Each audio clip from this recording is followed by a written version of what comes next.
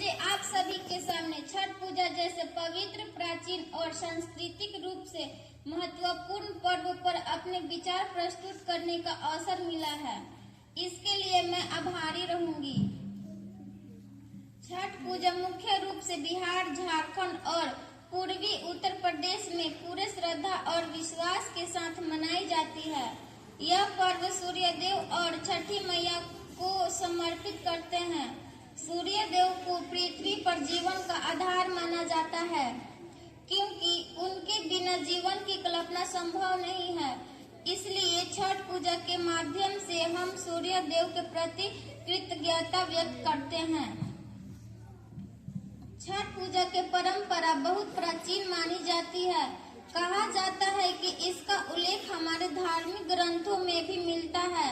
यह पर्व केवल पूजा तक सीमित है, बल्कि यह अनुशासन, संयम और आत्मशुद्धि का प्रतीक है।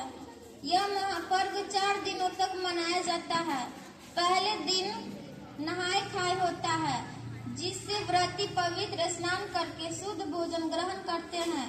दूसरे दिन खरना होता है, जिसमें दिन भर निर्जल व्रत रखा जाता है और शाम को गुड़ चावल से बनी खीर का प्रसाद ग्रहण किया जाता है।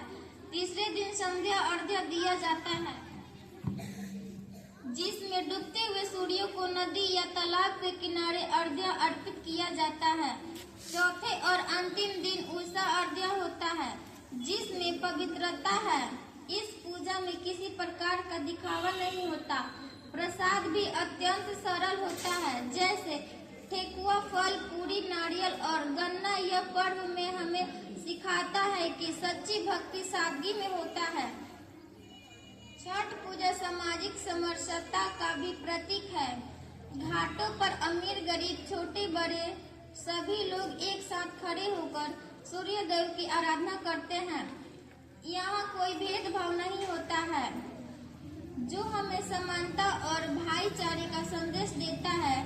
आज के आधुनिक युग में जब पर्यावरण प्रदूषण एक गंभीर समस्या बन चुका है, छठ पूजा हमें प्रकृति, नदियों, तालाबों और जलस्रोतों की स्वच्छता पर विशेष ध्यान दिया जाता है। अंत में मैं यही कहना चाहूंगी कि छठ पूजा केवल एक त्योहार नहीं, बल्कि एक जीवन दर्शन है।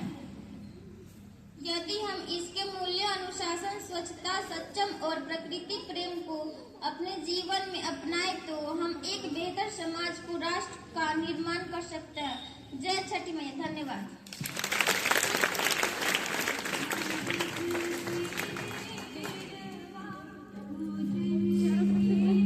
मैम, पानी का व्यवस्था कहाँ होगा?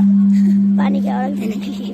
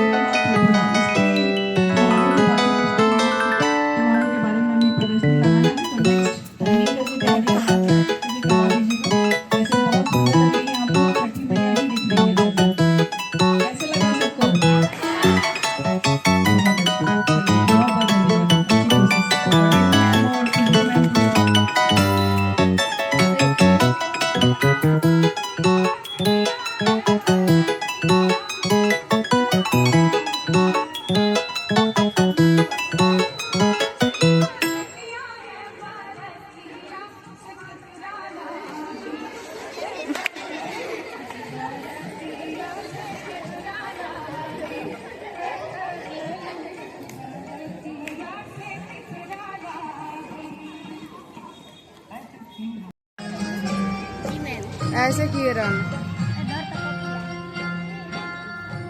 कुछ मत करना, बस ऐसे पकड़े रहो। टाइमिंग है।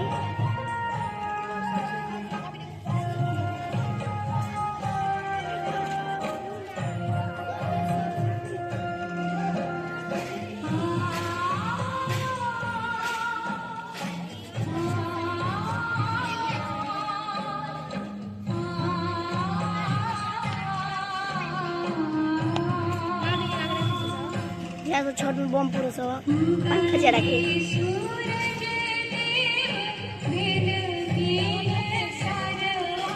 भागर सर हाथ हिलता